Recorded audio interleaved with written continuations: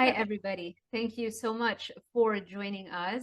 Today, I'm very excited to be talking to Candice. Candice, thank you so much for accepting my invite. You have such an inspirational story when it comes to mindset, fitness, not having excuses anymore. So why don't you share a little bit with my audience a little bit about your transformation, your struggles, and how you became a WBFF pro. So this is very exciting.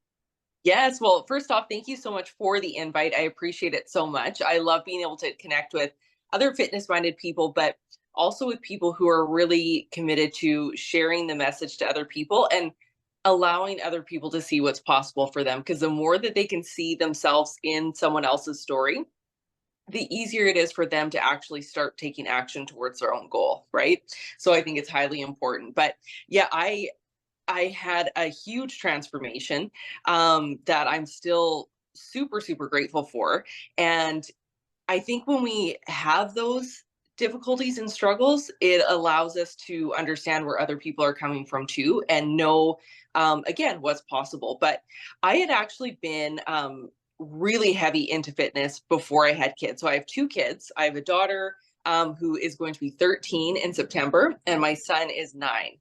And so right before 6 months before I had my daughter, I had trained for my last fitness competition, had been in great shape, and again, was 100% in love with fitness. My dad is a power lifter. He did bodybuilding. That was just kind of something I grew up around and saw as being very normal. And after I had my daughter, I don't want to use the term like bounce back quickly, but I was able to get rid of the weight pretty fast over the duration of my maternity leave. And but at the time that I had my daughter, I was wrapping up my last year of my master's. So I was finishing that, and then I happened to get a promotion at work and became a vice principal at my school. So I worked in education. So right after I went back after my maternity leave, I again wrapped up the master's, was doing that. I had this little baby who was still 1 year old, right? And the stress level at work was huge. It was huge. I had a lot on my plate. And again, my former partner was also a vice principal. So we were so busy and just invested in like work, all of those kind of things. And the weight piled on. The weight piled on. And also during that time, I was diagnosed with low thyroid, so Hashimoto's, and that kind of knocked me off my feet too. So extreme fatigue. All of a sudden, I probably had an extra 30 pounds on me. And again, right prior to that, I had been doing like fitness competitions. So I went from being very lean to like, this is like heavy in my perspective with, a little bit of dysmorphic thinking. And from that time forward, fast forward, I had my son, still carried on that weight. So I was carrying about an extra 40 pounds. And my life was a cycle of being overwhelmed with stress and eating to give me any sense of happiness, any sense of peace, and stress relief. So if I had a bad day at work, any kind of conflict, any kind of stress, I would immediately in my mind plan on the way home. There was a gas station kind of convenience store, and I would buy the big bag of peanut butter M&Ms. And then I would also be thinking about, okay, let's like order pizza. Let's do order in, right? That was my only, right? And I was extremely lonely at the time. And so that was my comfort, right? Why And did you feel lonely at the time? The relationship that I had, again, I love my former partner. We're still very good friends, but at that point we were literally basically roommates living in the same home, right? And also I think because I had transitioned from being a teacher into an administrator, you don't have the same kind of social circle that you do at work anymore, right? People have to create a little bit of a distance with you because now you're in a leadership role, and it's not the same anymore. So my friendship group had kind of like shrunk a little bit. And I just felt a little bit isolated that way. Gotcha. Yeah. And of course, what I think held me back, and this is what I really, really want people to sink into and think about, what held me back, because I did try over those years, so often to lose weight. But I really held on to the fact that it had to look exactly the same way that it did before I had kids in order for me to be successful. So I thought I literally had to go back to those like same 5 meals a day that I was eating that were like, it was very restrictive, right? And only allowed cheats at certain times. And I had to be running 6 days a week, and I had to be in the gym 4 days a week. And for me, anything that was different than that would not work. So that was my mindset, right? I had that belief that that's what it had to look like. I also had the limiting belief that because my thyroid was low, it was going to be next to impossible to lose weight. So I would hop on, a meal plan that I would purchase, right? A plan that I would purchase from a coach. I'd be successful with it for about 2 weeks. And then I'd be like, I can't keep doing this because there would be a social event. There would be, again, a stressful moment at work. And so I'd have the moment of failure and then go off that plan. Mm-hmm. And I'd be, again, so I think embarrassed with my inability to follow through on it that I would actually like avoid my coach. I would ghost. I would just disappear because I'm like, I'm not doing good enough. I won't be able to do this. And then that just kept happening on repeat. Right. And Yeah. for a long time, I'm assuming. A long time, for years. For Wow. years. Really? Okay. Yeah. And so then again, fast forward to, I'm thinking my son was probably about 2 years old. My cousin introduced keto to me. I only kind of Googled different things about it, but what I loved about it was she was talking about all the things that she could eat, and I'm like, those are all things that I want to eat. Like, I really like that stuff. So on my own and with Google and stuff like that, I just started kind of eating more keto, which is still my preference of how I eat. I eat a more higher fat, lower carb diet. Again, I don't say that everybody has to do things a certain way, but it works way better for me, right? So I slowly kind of started to see the weight come off with that. And then I also started to do the Couch to 10K app.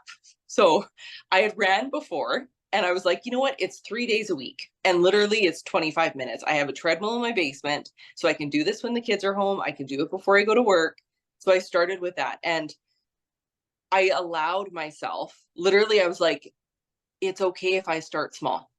And something clicked in me where all of a sudden I was like, you know what? Why not just try this? And even if it's like very minimal, it's something, right? So starting with the keto, kind of putting that together, starting with like the 3 times a week, all of a sudden I started to get a little bit of momentum, right? And then fast forward to, I met Ciara Martinez, so Keto Goddess Mama, who's also done this with you as well. And she introduced me to the world of macros. And literally that shifted absolutely everything for me. And that's why I'm so passionate about it, because one, again, in alignment with the keto stuff, I could choose foods that I actually liked, which again helped me adhere to what I was doing. So there wasn't anything that I couldn't have. I could easily plan it in, right? So there was no more stress and there wasn't any failure, because if I wanted to have this, just plug it into the numbers, it's going to work. Right. So I about 40 pounds. And I started again, just doing weight training in my basement with my dumbbells. I had a barbell for my dad as well. And I did it with my kids, right? I was like, there is no excuse, because they can come with me. And I still have all these little cute videos of them like lifting like these tiny little weights with me and just kind of playing in the background.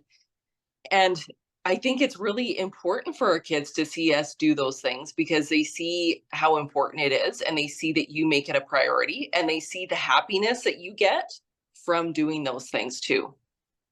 That's so huge. I'm sure that if my parents had modeled physical activity like Yeah. the right way, as opposed to just going on long walks, I Yeah. think I wouldn't have struggled the same way. I wouldn't have attached to the addiction, like always seeking addictive foods, as a way to stimulate that dopamine system. So that is Mm. phenomenal. I love that you're doing that. I also, when I've interviewed Ciara, same thing. I remember I've been following her journey for a very long time, Yeah. and she would also post those, videos with her children, working out next to her. Yeah, I mean, I don't have children, but I know that children will not do what you tell them to do. They'll do what you do. They'll mimic, right? Yeah. Exactly. Yeah. And so with all of that, as all those kind of things started to come together for me, I had actually had, again, this goes like prior to having kids, I had thought about leaving education to do like personal training and to do coaching, but I was so scared. I was terrified, leaving the security, and just the stability of everything. And now at this point, I'm a single parent, but I still just had this like, that's what I want to do. That's what I'm most passionate about. That's what literally just makes me so happy. So as I was again going through the weight loss transformation, I got my certifications, all of those things, and I started. This is my thing. When you start doing a fitness transformation, so many other things in your life are going to shift and change. You will have a life transformation. You are going to see what you're capable of. You're going to start saying yes to opportunities. More opportunities are going to start showing up for you, and it just opens the door. And so I, again, started to slowly build up just a few clients while I was working. And then when COVID hit, that was like my light bulb moment. I'm like, you just have to take that leap of faith, right? And dive into this. So I took a leave of absence for 6 months and then went full on in my coaching, because I had reached that point where I was like, I will not be able to actually grow my business to where I want it to be if I'm living in both worlds. So I did that and then have not looked back since. It's like, Wow. yeah, there's nothing better. Obviously, to like coaching is just one of the most extraordinary things that I think that we can do. I agree 100%. And just being your own boss too. I think having Yep. that complete control, right, over the impact that you want to make, the influence that you want to have, the income, where I mean, whichever way you look at it, when you are in control, I think that does so much for you in terms Mm. of mental health, and motivation. For me, that's why I do YouTube and all that stuff too. Like I could never, especially now that I've been finally been able to just be financially secure, being my own boss, like I will never ever go back to being an employee, I can't. It's impossible. And that was another interesting part too. And this is the thing that I think other people struggle with as well. As you dive into, your fitness journey, you do start changing. You start to grow and you start to again move higher into your, that highest version of yourself. Not everybody will love that. And again, a lot of the people that you think would be on your side will no longer be on your side.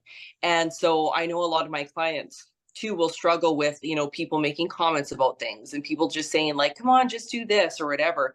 And you'll feel that pull, but you'll know what you want more.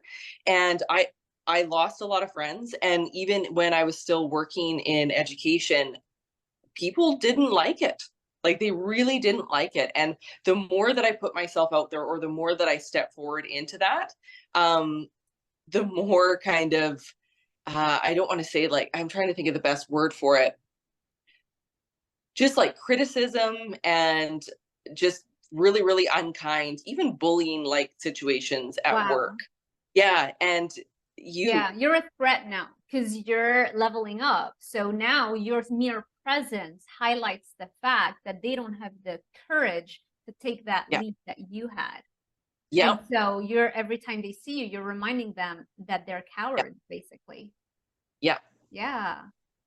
And so that's something that I think especially women need to be aware of and just kind of have an idea of, again, always coming back to your why. Like, why is this lifestyle so important to you? What more is it giving to you than staying in that zone of comfort, right? Will ever do.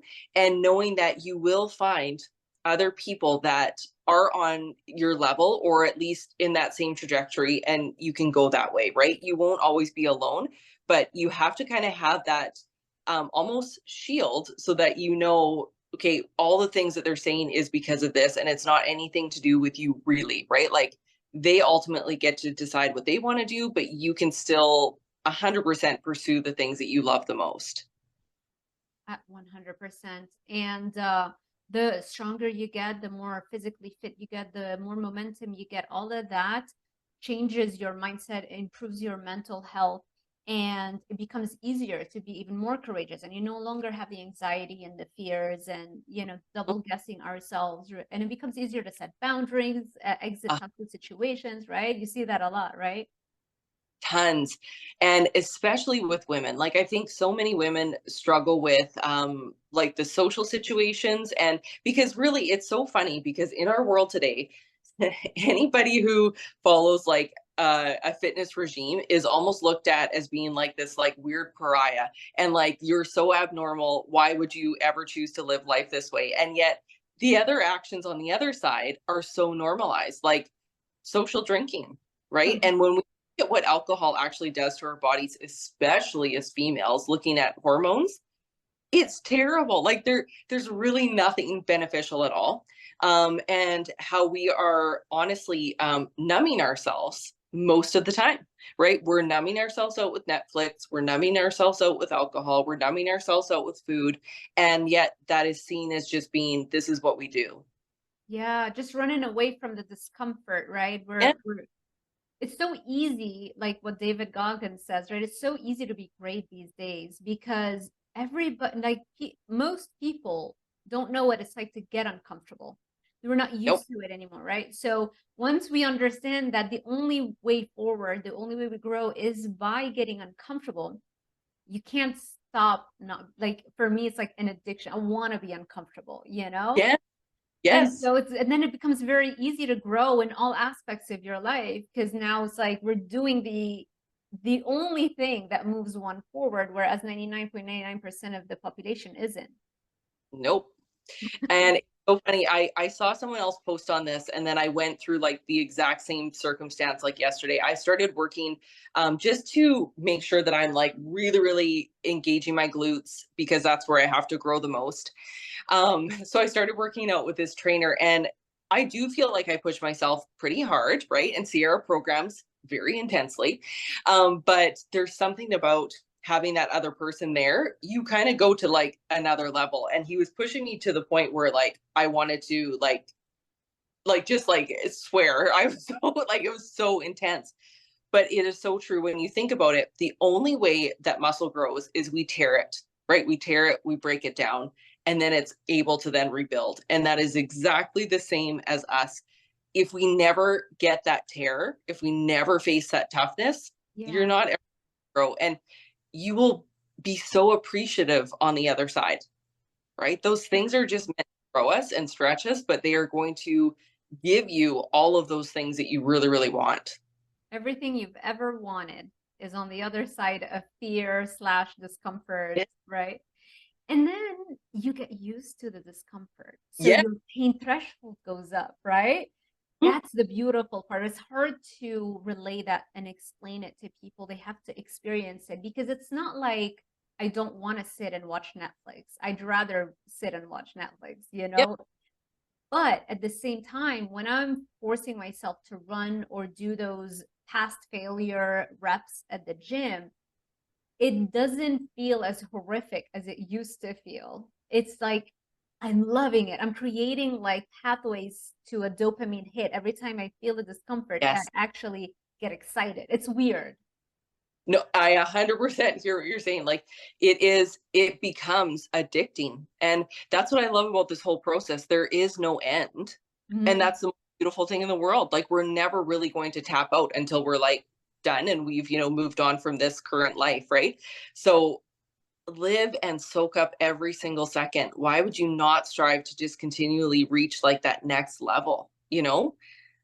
Yeah, because there's so many programs and books and people that are making lots of money selling you ideas that, oh, it's not that um you have to do the work. It's just that you have to do this diet, or you have to take this pill, or, and it's like, and I see that with some of my clients, if they're not ready, if it hasn't clicked for them yet, there's just, this is just one more hack or miracle or shortcut, and they go Mm. through all of those. And I used to be that person. I was like the number one person that I was just not comfortable being uncomfortable, because I Mm. didn't grow up that way in Lebanon. I never heard the term mental strength or discipline. Can you believe that? I lived Right. 25 years in Lebanon, never once heard it.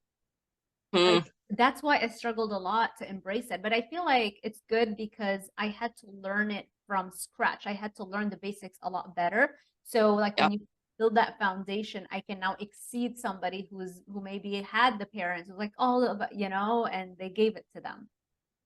Yes, and going on about that quick fix, and I get it, and that is so many of our clients or potential clients and stuff. Yeah. And it amazes me too what they'll spend. So for example, there's like an MLM right now where I think to purchase the system, the lean system or whatever, it's like maybe $395 or something like that.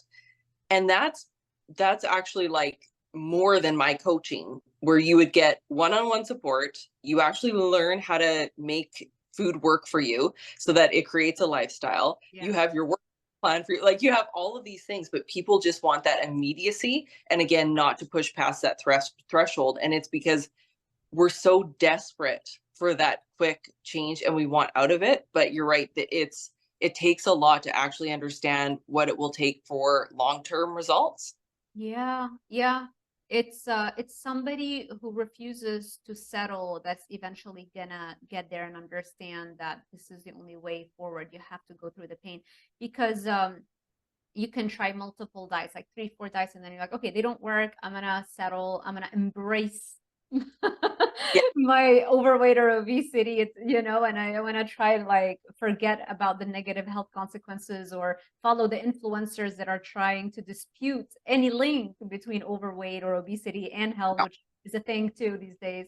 So there are those people which I feel like might be more the majority, but then there's a smaller portion of the population that refuses to settle. They Yeah. try it again, right? And then finally it's like, okay, that's it. I can't do this anymore. Maybe I have to do the one thing that I've been running away from my entire Mm, life, and that is get uncomfortable, absolutely. right? And it's very interesting also going on that perspective, like embracing different body shapes and stuff like that. And I would encourage any of my clients, you need to love yourself.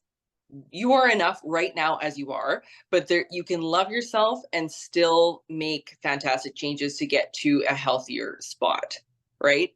And again, I am not a medical doctor, but I know that obesity and like just even general like carrying that extra weight, especially for women who are 40 and above, we are then at the like there are so many health issues and health risks that come a part of that. And so why would you not try and mitigate as many of those as possible, right? It's Yeah, not because as it's hard. That's why, because it's hard and we don't want to hear the truth, the naked truth.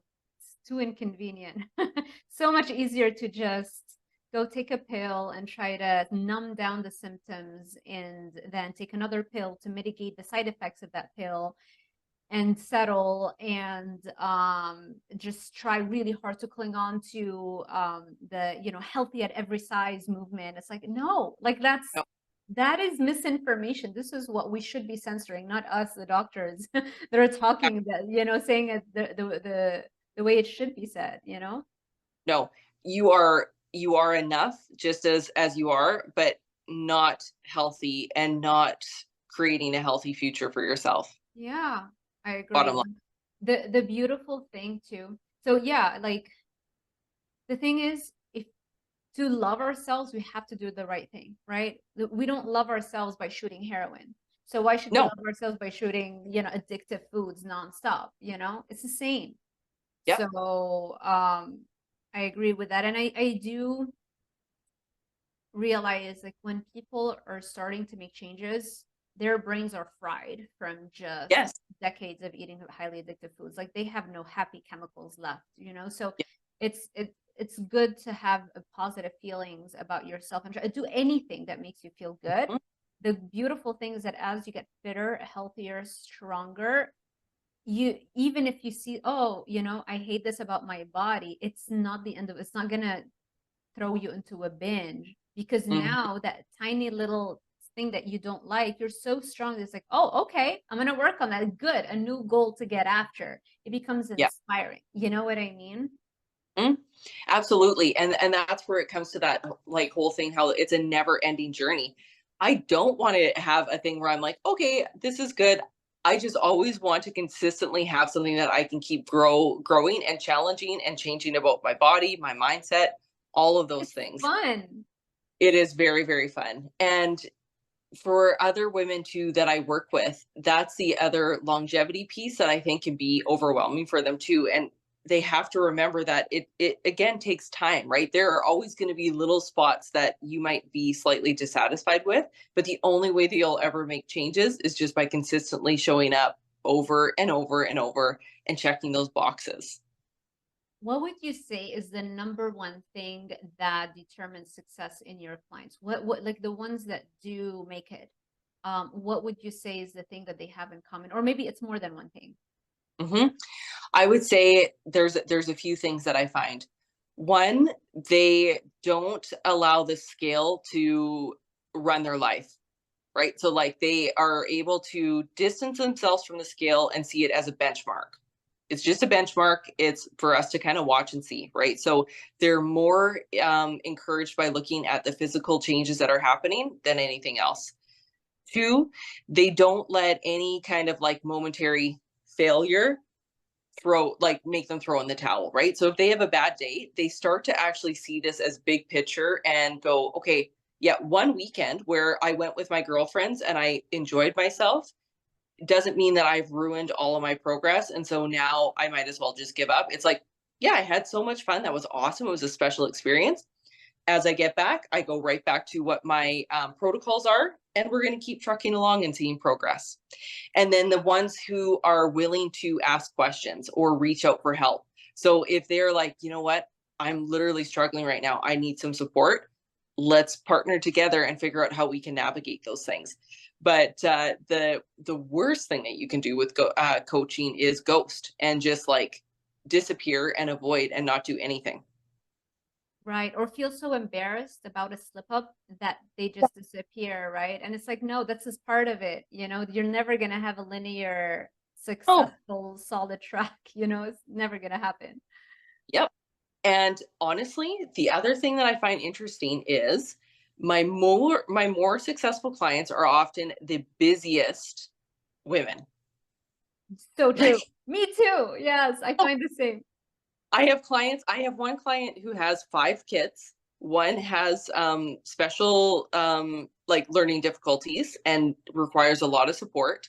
She volunteers. She also works, and I'm like, I literally don't know how she does what she does, but whether she's traveling, whether she's on holiday, she is so consistent and she does what is available to her, right? So she doesn't have that all or nothing mindset. So it's like, okay, we're camping in our like RV, and so she brings her some dumbbells and a band, and she'll still make something happen. She doesn't go, oh well, I don't have access to a gym, so she makes Yeah. it work, right? Yeah. And yeah, it's often those ones. And the, there are some clients where I'm like, wow, if people could know what is going on in your life right now, and yet how successful you are at doing this, because again, you're choosing to use what is available to you, right? And knowing that this might be a season where you can't go all out in the gym, but you're doing what is available. You're eating and sticking to your nutrition plan. You're doing all of those things, and you know, you might be going through a divorce, right? You may be struggling with all these things, and yet you're showing up for yourself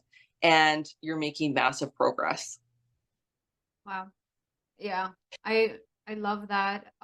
Similar to Sierra's story too, right? She went through, well, I mean, and even after she got her pro card, I think she went through a divorce. I believe Yep. that was a timeline, right? And she's still stuck to it. And with 3 children now, if you really want it, if the desire is there, when there's a will, there's a way, always. Yep. That's just it. And one of my things, I'm very, the more that I've done my business, the more that I get in alignment with who I'm supposed to work with, right? So I do believe that we have soulmate clients, soulmate coaches, and there's that kind of match. And I want women who are like gritty, like they're gritty, they want this, and they don't have excuses, because there are reasons, right? There can be like actual reasons why you might not be able to do something, but more often it's an excuse, and that's not what we're about. Like, I can't. Yeah. Yeah. Yeah. No. Yeah, I know. Do you feel sometimes once you get it in your head and you know what needs to happen, do you feel like sometimes you lose a little bit of compassion when people are, like they can't do the basic things, but yet their lives are like in shambles because of their complete lack of discipline and complete inexperience with discomfort and not even like wanting to get better at this discomfort? You know what I mean? Mm-hmm.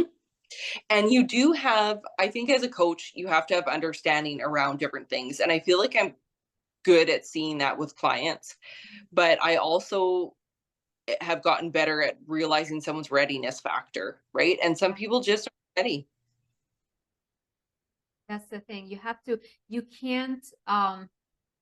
can't do the work for them. You can't save anybody. They have to want to save themselves.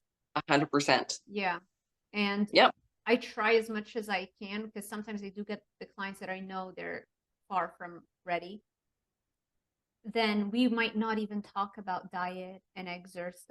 Exercise, I talk about it as a tool to build their mental strength, and I use Mm-hmm. that a lot more so than the diet. But I might not even talk about, did you have a binge, or for like months, because Yeah. I'm just working with them to get them mentally closer and closer and closer and getting them ready, and Mm-hmm. meanwhile they're trying different things. They're trying an accountability partner or a Yep. new therapist or whatever. And sometimes, like, sometimes I encourage them, like, maybe you should go, maybe we should take a break, go try everything, see for Yep. yourself, because I can talk forever. Until you spend time, energy, and effort and realize it was all for nothing, it won't click. Exactly. Exactly. Yeah, Yeah. that's what happened with me. I mean, I've done it all. I have a PhD in running away from discomfort initially. That's how because I never was exposed to that. So Yep. spent thousands of dollars for my student loans to look at to see functional medicine doctors do the like Oh, comprehensive stool test, try to convince my doctor that I have hypothyroidism. He gave me thyroid medication, oh, didn't do oh, anything. I had a cabinet full of supplements like yes. SAMe, tyrosine to build dopamine, L-Dopa, which is like a actual form of dopamine. I mean, you have Oh, no idea. If I tell you the list, it was like thousands of yes. dollars. Yep. I, I, Yes. Oh, I was running away from the work. 100%. And I actually think that that's like the best way to put it, is that you're running in the complete opposite direction, trying to get that result. And I did the same thing. Like, I don't even want to know. I didn't do with those kind of things. But again, like coaches, I don't even want to say or think about how much money I just like threw into it and then never did it. Wow. Yeah. Yeah. Yeah. Sometimes we have to maybe go through those phases. I Right? I just try to, hopefully with our content, try to help people not spend as much time or money, doing all those things. Because like we've tried everything, Yeah. and And that's the thing too. Like, I want people, when they work with us, I want this to be the last time they have to do that. Like, that is our goal. Like, this should be it. And the other thing that I really try and work with people on more is like, okay, yeah, we have to be in a deficit in order to get to where we want to be first. But then nobody really talks about reversing and going to maintenance and living in that, right? yeah, We're just in a perpetual cycle of dieting. And that's the other really important thing that I want for women too, because most women will, for the remainder of most of their life, live in that constant diet cycle, and just that the discomfort and dissatisfaction of who they are in their body and feeling uncomfortable. That's it. That's the cure right there. We're giving you the solution, everybody. Get Yeah. uncomfortable. This is your sign. And let's also say that discomfort does not need to be like, okay, tomorrow you're going to go start running 6 days a week.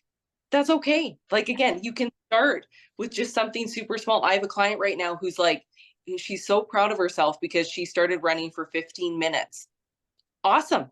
Right. And then you're going to find, okay, wow, I can so do the 15 minutes. I'm going to bump it up to 30. Right. And go, you don't even know. None of us, I think, know or even realize what we're actually capable of, right? There is so much, and so many of us just like go right before we're like on that edge. And if more of us can just keep pushing towards that and then take that leap, who knows what we can be doing? Exactly. Like, who knows? I make all my clients learn about David Goggins, and I created a client mindset playlist, which like David Goggins, you know him, right? Yes, I do, but Oh, okay. I go to play. Yes, that's awesome. He's so Okay. 90 5% of the videos are all about him, basically either interviews or him like doing motivation, because if you know his story, where he came from, I it's very hard to find somebody who had a rougher upbringing, Yes. rougher life situations than him, whichever way you look at it, you know, from the depression, the anxiety, the stuttering, the dyslexia, the like he couldn't retain anything cognitively speaking. He couldn't run a quarter mile to go in from there to running 100 miles, I think, in like, was it 19 hours or something, like something crazy, without even training for it, you know? So I make sure that this is constantly in their minds, because then that proves to them that I don't care how difficult it is for you right now to start doing the workouts. Trust me, I can guarantee you that eventually you're going to start enjoying it. You're going to start derive pleasure out of that. Absolutely. There's nothing, and that's why I say too, like, you do not see unhappy people leaving the gym. Like, people are like a totally different person. I am too. I'm like, life is good. I could literally solve any world problem right now, right? Because you have all the stuff in you after you've worked out to set yourself up. And again, your creativity, in my opinion, increases, your relationships, like everything is that much better from those workouts. That is so true. Let me add a little disclaimer to that, because I used to go to the gym and lift. Once it starts hurting, I would stop. Yeah. So it was like what, like 2 decades of training I down know. the drain. It was useless. Like, what was the point of me showing up to the gym every day? You know, completely useless. So there were times when I would still be very depressed, even though I would go to the gym, and because I wasn't really training. I thought I was training, but I wasn't trying to get uncomfortable. It was like, oh, I can lift this weight. This is fun, you know? And of course, I mean, you gain a little bit of strength here and there. Yeah, but it doesn't really do what we're talking about, which is all of the endorphins, the dopamine building, the confidence, the creativity, blah, blah, blah, you know, all of it. That is so true. Yeah, and you don't know what you don't know. So that's and it's interesting working with clients to try and push them through that on an online thing, which I think you still can, but people don't know those kind of things with like, what is your rate of perceived exertion? Like, what should you be feeling like when you're actually lifting these weights, right? Because I've gotten clients where it's like, oh yeah, I use like a 15-pound dumbbell for all the things. I'm like, no, like that is but again, I have clients kind of going along with what you were talking about with the clients who might not be ready. I have clients where I might just have like them start with, okay, we're doing 10 body weight squats, 10 reverse like lunges, just because they need to get that pattern and that whole routine started, and then they can grow from there. Right. Yeah. So not at all or nothing. Do I want them to do that for 30 years? No. But for now, if it gets them moving and it gets that like habit starting to be framed in, that's going to help them in the long run. Fantastic. Yeah, I couldn't have said it better. I think all or nothing mindsets ruin so many fitness journeys, from the diet to the exercise, you know. Perfection is the enemy of progress. You can't think like that. The one thing that I tell myself, and I try to tell my clients all the time, only do and think that which brings you closer to your goals. That's it. Yeah. Simplify it, right? Because complexity also is the enemy of success. You want to simplify it as much as possible. I stole those things from Tom Bilyeu, just so you guys know. I'm upset. He's like, you know him, right? Yes, Yeah. totally. And that reminds me a lot of the book. What is the book? Everybody, it's Atomic Habits, Oh, that was right? good. Yeah.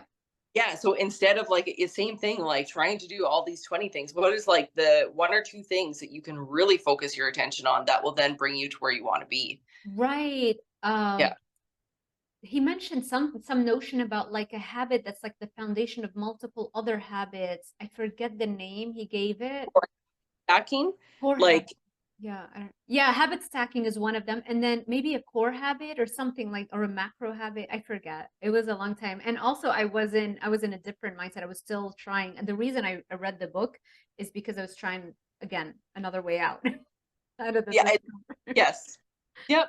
Yeah. But yeah, it still can lend something. And all the experiences that we go through bring us to where we need to be.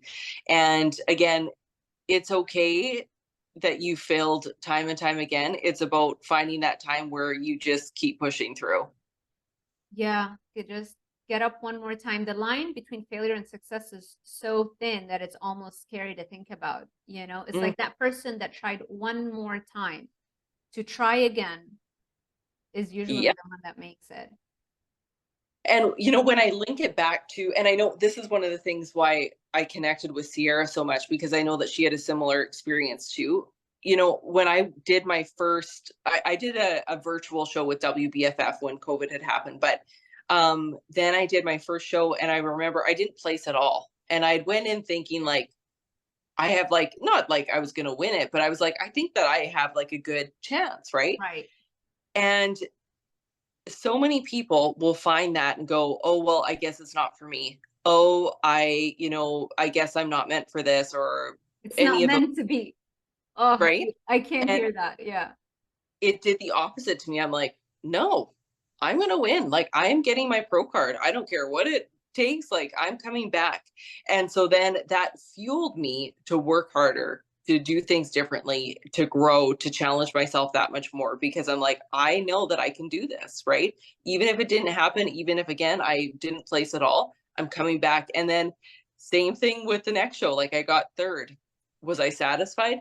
No. And I'm like, I'm going to get first. And so it's really important to take those failures and be like, this should light a fire under you to then show up more. Because if something is in you, like if you have this constant desire to lose weight or to get in shape or to do whatever, it's there for a reason. Like it really, really is. So lean into that. And again, embrace all of those failures, use all the things that you're learning from the time it didn't work, and then amplify it for the next time. Beautifully said. I love Yeah.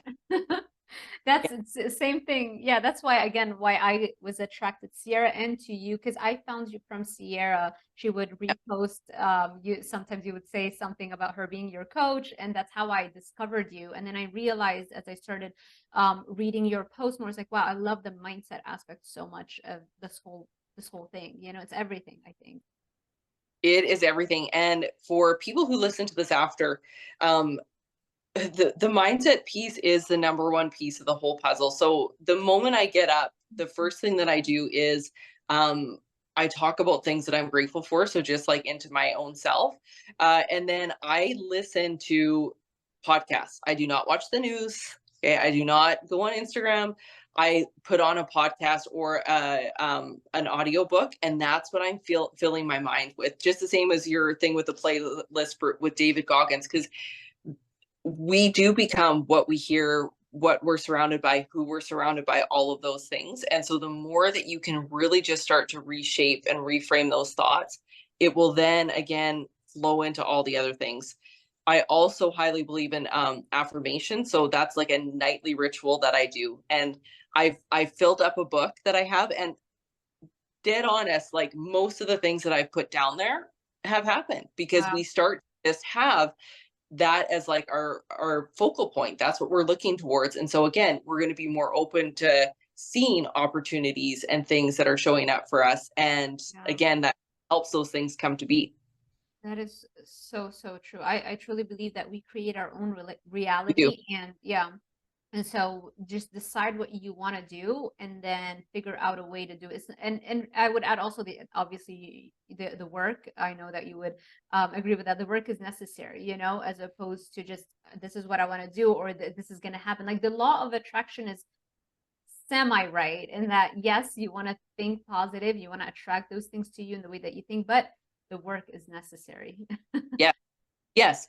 And I think that so for instance, like you can write down what you want, and then again, that's what I mean by those opportunities will show up for you to allow you to have those things happen, right? So you have, yeah, you definitely have to do the work piece. That doesn't go away. And a lot of us will get thrown off by the how, but the how will show up for you as you keep taking action towards where you want to go. Exactly. If you believe that you can achieve something, the you'll start paying attention to any piece of information that can provide you with the mechanism of how you can achieve that, right? Exactly. Yeah. Yep. I highly recommend people read up The Biology of Belief by Dr. Bruce Lipton. It was such a Oh, life-changing book for me. Yeah.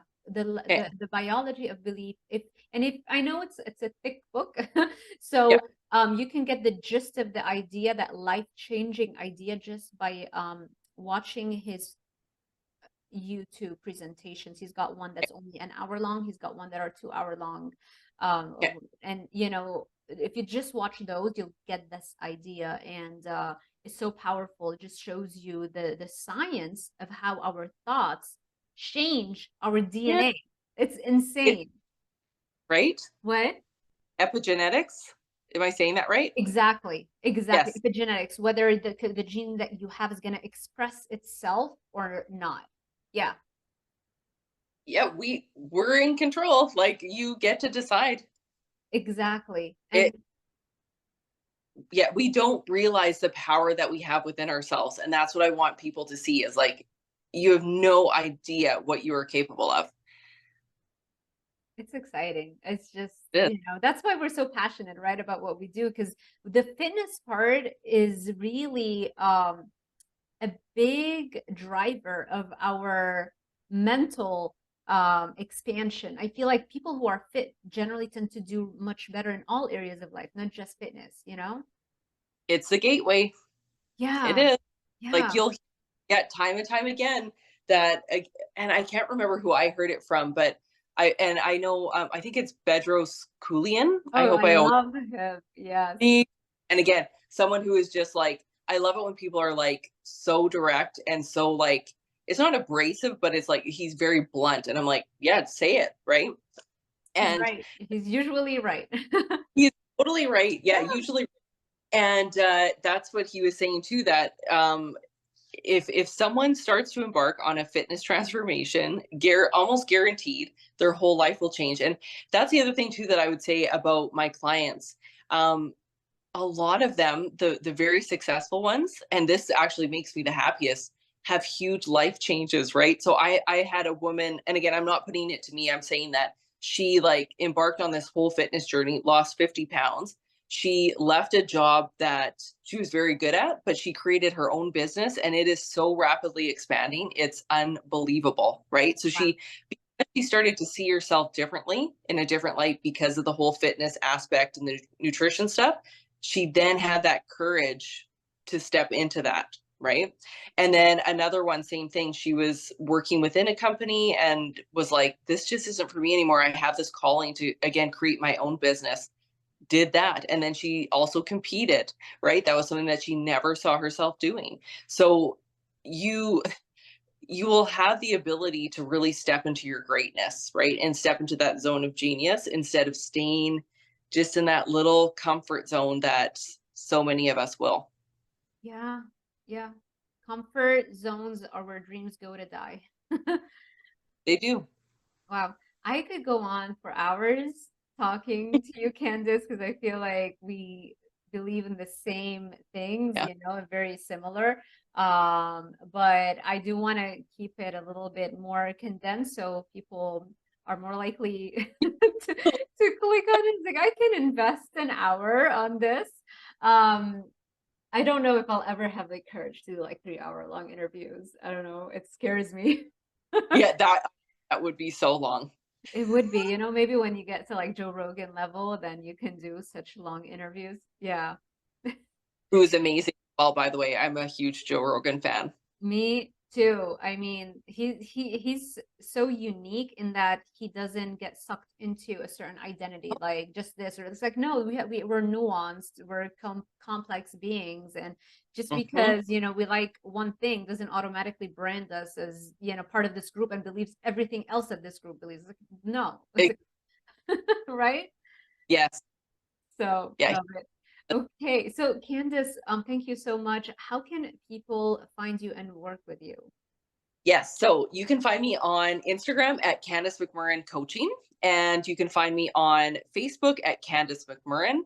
And those would be the two main places where you could go, and everything that you would need is right there. Yeah, and I'll make sure that I link them also in the Thank you. description box below of this YouTube video so people can find you very easily. And our Instagram handles are showing up anyway on the screen as we speak. So Perfect. it's going to be very easy for people to find you. And yeah, I want to again thank you for taking the time out of your day to share your experience with us. And I love your story. And hopefully everybody enjoyed this type of content. If you did, make sure you give this video a thumbs up, subscribe, and hit that little notification bell icon so YouTube alerts you every time I post a new video. Thank you all for watching, and until next time.